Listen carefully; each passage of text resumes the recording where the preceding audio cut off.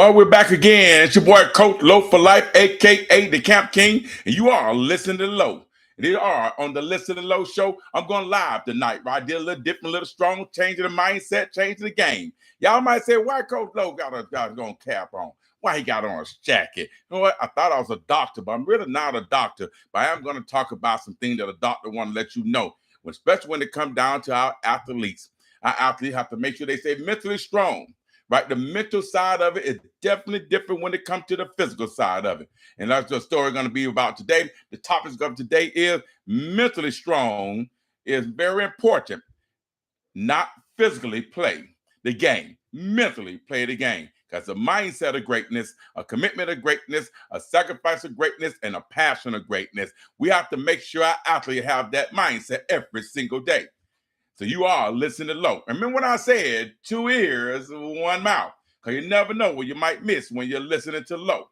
It's brought to you by Sweet Fried Production. We do it every week, every Monday, 7 p.m., and we keep it going consistent where you can hear the word from Coach Low for Life. If you hear the word, you see the word, you listen to the word, because you got to listen to the mouth, right? You see the mouth, you listen. It's like being on a telephone.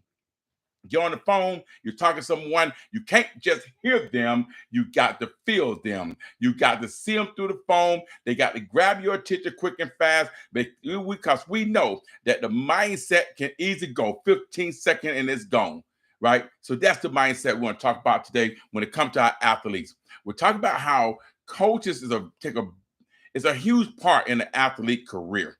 Not just their career, also is a huge part in their life. I have this quote that said, a good coach can change a game. A great coach can change a life. Ask yourself, do you want a coach that's great in changing the game or a great coach that can change a life? Because winning is great, you're not going to win all the time. So that means you're going to lose sometime. And when you lose, that's considered a failure. Some people want more wins and they want failure. But having a lot of wins is always great. But now, can you cope with failure? Can you cope with losing? Because the biggest expectation for most organizations is that let's win today. Let's not lose. And that's the wrong way of thinking, to my opinion, because when you have an organization that's heavy on the coaches, they're on top of the coaches' game, and they're telling the coaches, you need to win, you need to win. And then when they go to the athletes and they tell them we need to win, we need to win. When the athletes go to their teammate, they say we got to win, we have to win. And now we get on the field and we lose. The whole game just changed because the mindset of the organization game changed. The mindset of the head coach changes. The mindset of the athlete changes. We don't went from winning mindset to we might be in trouble now. The game just changed now. The coach attitude changed. The coach mindset changed. The coach now looking for someone to blame. You change your mindset, blame somebody else. Because the first person that they should blame is themselves. Because they're the one in control. As an organization, the coach was picked by the organization because they did their homework, they did their research, they did everything. They looked at the credentials, they looked at the coach resume, they did all of that. And by them doing all that, they felt like I got the right guy. I picked the right guy for the job. There might be some stipulations that come along with that job, and maybe not. But now that coach said, well, I got the job, I'm the guy. So his job now to go build a staff. He go pick the right guys. He did the homework. He did his research. He looked at their resume. He seen their history. You see their playing time when they play in the league or college or whatever the case might be. He picked the right guy. Then them guys go out and they go pick the right players.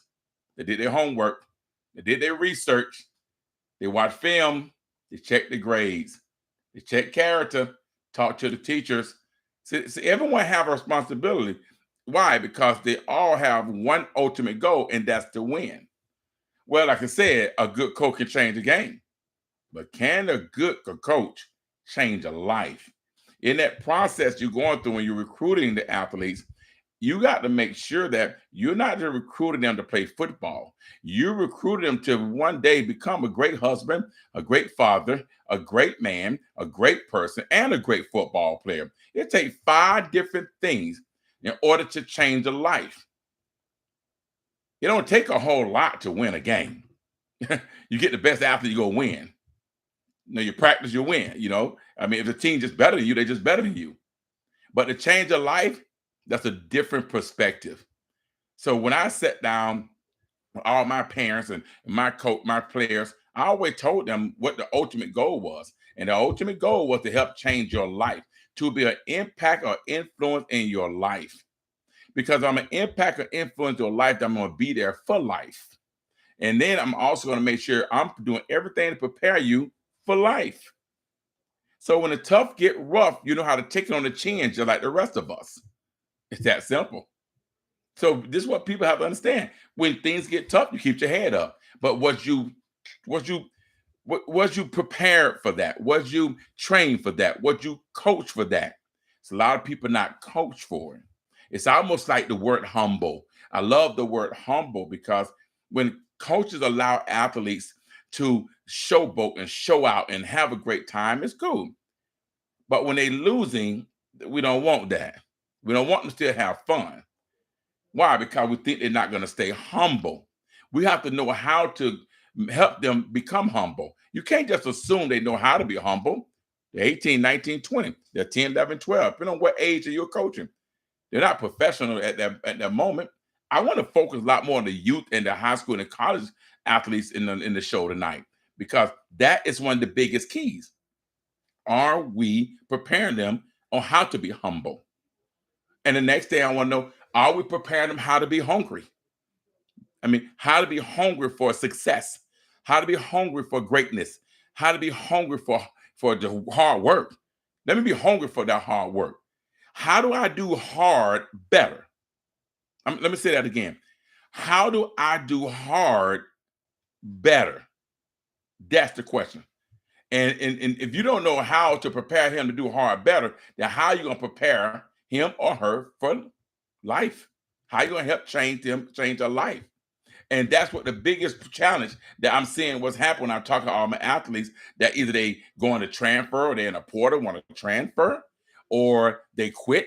They don't want to play anymore. They give up. They stop. They don't love the game no more. You took the game from them. You took the love out of them.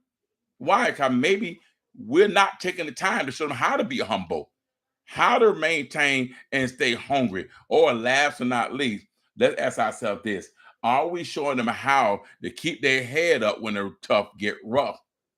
Are we showing them how to be mentally strong at a time when things is tough? That's a big question too. Or last but not least, we have to find out how passionate is the athlete? How passionate are they? Are they really truly passionate about the game, about the team, about the opportunity, about just doing what they love to do? Are they really truly passionate? Or are they doing it because they just feel like it's a way out? They're doing it because their mom and dad say they have to do it. They're doing it because their friends are doing it. They're doing it because they want to stay busy. They're doing it because I don't want to get in trouble. I got to have something to do. Why are they truly doing it? Are they really passionate? So if you have an athlete that's not humble, that's not hungry for the game, that's not keeping their head up when the tough get rough, and they don't have the passion for it, then how are you going to help change their life? How are you going to help change their life if you don't know them things there? And a stigma goes along with this too, because there's so many different sports. And I'm going to call it out tonight because I didn't want to put it out, but they see it, they hear it, they don't. But it's stigma. There's all different type of sports. We know football is a well-rounded sport with all different type of athletes, right? We know that. But the majority is black. Is the best on the field. Let's keep it real. Basketball, same thing. But baseball is a whole nother generation. Now you went to the Spanish and the Cuban, Venezuela, a whole other world. That's their world. Okay, but then you come over here and I got volleyball, softball. What world is that? Majority who? White world. We know that. So every time you play a sport, mentally you have to prepare yourself and understand what you're walking into. So if you're walking into a sport that dominated white, mentally you better be strong. If you're walking to a sport that's dominant Spanish, you better be mentally strong. Or walking to a sport that's dominant what? Black.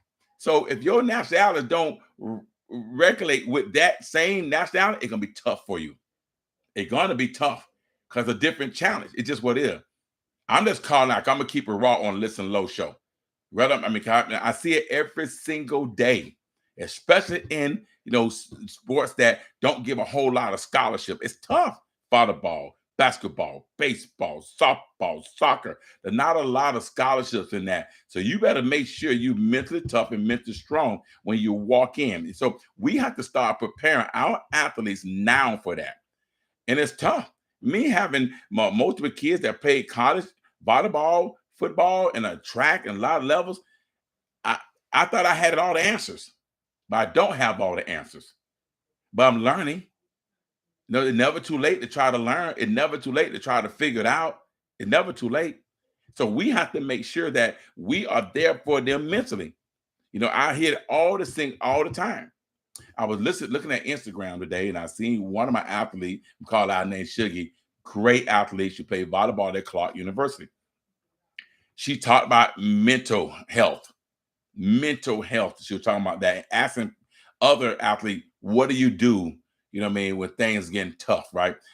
Help you mentally. And a lot of them said listen to music. A lot of them said go to take a nap. Some say go hang out, some with friends, or some say go study, some say go work out. But what I didn't hear was go smoke, go drink, go overeat, want to quit, hang with the wrong people, giving up.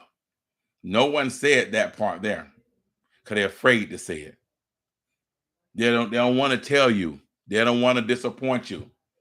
How things going? Good. How's your day? Good. How's the game? Good. Ask yourself that, right? I just look at that short answer. If you asking your athlete them 3 questions and they say good, that means not good.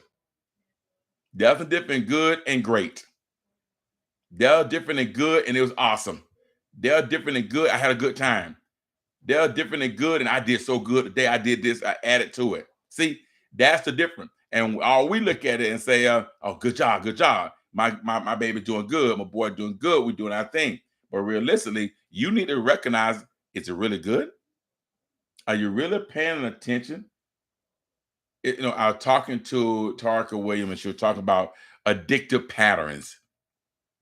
And we don't recognize the pattern that our kids are going through, that they're addicted to, because we don't recognize the patterns. You have to recognize the patterns that your kids are going through because they can be addicted to some things, or you see that they're going down the wrong path, or things are really troubling them. So you got to stop that. You got to cut that off quick and fast. But you won't be able to cut it off if you don't recognize it. If you're too busy to recognize, you're too busy to see what's going on. You're too busy just to sit down and talk to them. Every time I go visit any of my kids in college, when we're done, we go to dinner. We sit down at dinner. If it was a great day, we had fun. I watch a great game, great performance. I don't care. We eat, we're having a blast. But when the performance ain't great, it's okay. Put the phone down. Let's talk about it. What's distracting you? What happened? You go 4-5 games consistently, then one time you don't do that great. How you going to handle that right there? If the coach changed the game, what's going to happen? Whose fault is it? Who you going to blame? Right? All that going to happen. So we have to be able to sit down and have a conversation and see what's really going on when the tough is going, when they're having a tough time. We have to recognize the addictive patterns that's happening with our athletes nowadays. You're wondering why they're quitting, why they don't want to play anymore, why they don't transfer 3 times, 4 times, why they want to transfer just for the first time. Why, when you get there, they're not even want to go out anymore. Why they're saying, I don't have friends. Why they said, I'm bored. Why they say they don't want to play anymore. You have to find out why. instead of sitting back and just saying, oh, my baby doing this, my daughter doing this, my son doing this, they're having a good time. But realistic, deep down inside, they're struggling. We have to recognize that pattern quick and fast. Like I said, I got my doctor coat on tonight, and I'm not a doctor, but I am a daddy, right? I am one that heavily involved when it comes to my kids' sports, heavily involved, because I know how tough it can be. I didn't have that luxury to, go to college, and want to come home. And my mom say, stay, don't come back. She was like, come on home, here go a bus ticket. Why? Because that's that feel like that's the way. And I went for it. There was no, you ain't quitting. If you quit, you can't come back here. If you quit, you go in the military. You quit, you're going to stay somewhere else. It was none of that there. There were no threats. There was no threats. You're like, come on home. Now, that's not an option. You got to find somewhere else to go. You know what I mean? Unless there's some racism going on, something crazy going on. Now we got to have another different conversation. But that being said, we have to listen with 2 ears and 1 mouth to our kids. With 2 ears, 1 mouth. We got to listen to them to find out what's going on, what's happening. A lot of time it don't be our kid. I mean, if it's 100% a problem, sometimes 20% be the athlete, but stems off 80% of the coach. I mean, can you imagine coming as a freshman and being very successful? Imagine if your son or daughter came as a freshman or came on the first time on this team and were very successful. The next year, they needed to do something different, very successful again. 2 years, I'm successful. Then I'm also successful in the classroom. I'm an academic All-American. So I got 2 years successful, one of the top in the conference, academic All-American, 2 years in a row. Then setback happened. I got hurt. Now you got hurt, you setback. But guess what? You bust your butt. You work hard. You overcame it. You got right back where you're in the same way you were as a freshman, dominating. And you get in there, coach have to make choices. They don't know what to expect. They don't know how you're going to come back. They don't know you. Different coach, different lineup, different kids, different recruiting, different process, different mindset for the coach. But you came in and make it harder for the coach to make a certain decision. You made it hard. Now, when all said and done, the coach got to make an ultimate decision. And the decision that's made, it might not go in your favor. Why? Because they don't know what to expect when you came and made it hard on them. They already don't wrote you off. They already don't, got other kids, athletes coming in. They already got a different line of different expectation, but you better than the other ones that they brought in. You outplan them. You got more experience. You top in the conference, and you're out American academically. You're supposed to be on the court. That's a dog. That's a player on the court. But if you don't get an opportunity to get on the court in that position where you can excel and dominate, mentally, where are you? Where's that athlete then mentally? Then when you line up in a game, y'all not doing well. You're losing. You're getting beat. The athlete not doing well. They're struggling, and you can help the team. But then you get an opportunity to get in a small capacity, and they put you in the corner. You do well, second on the team. You do what you got to do for the team, but still losing. You're not where you want to be at. Mentally, it's tough. It's tough. You go to practice, and you give them everything you got. Dominate practice. Dominate the guy. Dominate them on the scout. You on a scout team. You dominating. You line up, you best blocker, most blocker, win the award. Get to the game. You ready to be rewarded. You a little bit. Lose again. Am I saying that person play help them win? Maybe it will. All it takes, one person spark and one person make a difference, do things that others not doing can win the game, especially when the games are close. So you got to think about that. Now, where's that person mindset mentally? So you got to be behind them over and over and over. Now, they still going to struggle with it. No matter how much you're behind an athlete, I don't care if you give them counseling, therapy, whatever. They're their own person. They're human. They got a conscience. They want to play. I mean, you can go and say one thing, but they're thinking another thing. But as long as you're there behind them 100% and supporting them, as long as they're doing what they're supposed to do right. Because like I tell you, there's no rewards on the bench. Every coach should reward an athlete that busts their butt in practice, do all they can do, and especially they got better than other kids, and they got history, they got experience, they need to be rewarded. If you don't reward them, sorry about that. If you don't reward them, you know what's going to happen about halfway through the season? That mindset of that athlete start going down, down, down. Now you need a doctor. I ain't no doctor, but I know some things. I am a daddy because I know, I see it, I feel it. You can just tell. And now your mindset thinking, I got to make a change. I got to do something different. I got to relate, to them where they understand that it's okay. We have to let our athletes know and our kids know it's okay. But don't you do your part. Just do your part. Show up, show out, discipline, great character, and just be a team player. Now, that's 5 things you have to do. It's tough. It's tough. And you know what? When you start seeing it getting to the point your kid cannot do all 5 of them things there, that means they just lost the love for the game, and their happiness is now more important than the game. You have to recognize that. Athlete happiness is more important in the game, because if you're not happy, you're stressed, it brings tension. Tension brings aggravation. Aggravation brings bad play. Bad play uses scholarships. It's that simple. So we have to make sure at all times, as our athletes goes into this world in sports and dealing with coaches who don't recognize the passion over frustration. It's 2 different things. Passion and frustration are 2 different things. If an athlete out there and they working, they have some errors, and they get frustrated, that don't mean they had a bad attitude. It's just a passion about doing well. They're hard on themselves, when they don't make they make errors. So a coach has to know how to deal with that. Everybody is different, but that's why so many different personality types. They're amiable people, there's analytical people, they're expressive, and there's drivers. There's 4 different personality types. Only thing here that separate us from anyone else a lot of times is our fingerprint. Everybody got a different fingerprint. We know that. But when it comes down to their mindset and what people think as athletes, hey, we have to recognize that they're ever different. Everybody have a different approach.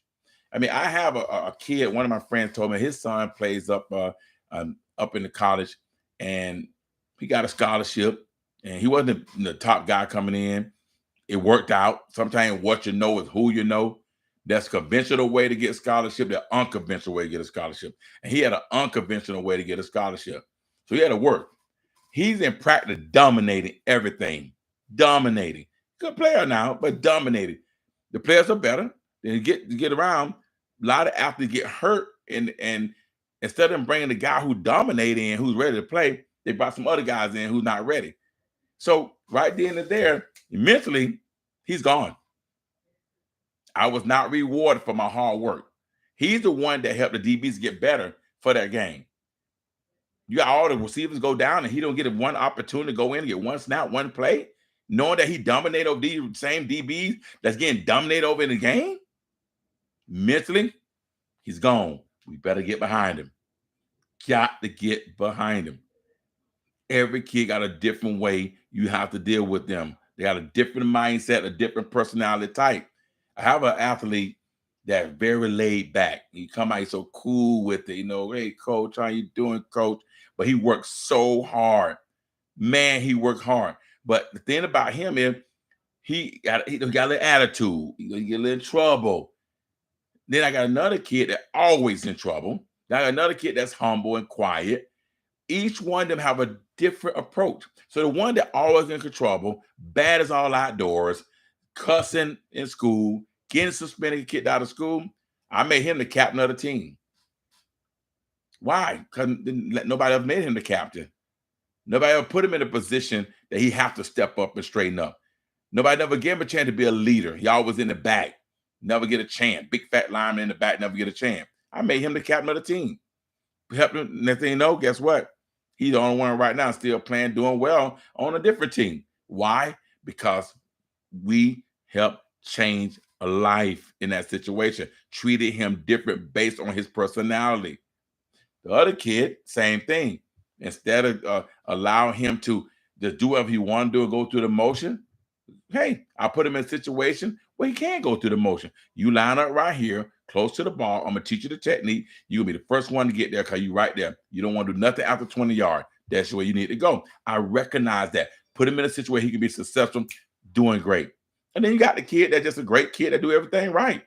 He should be the captain. But then again, why make him a captain and every day he act like he's the captain? Every day he act like he's the leader.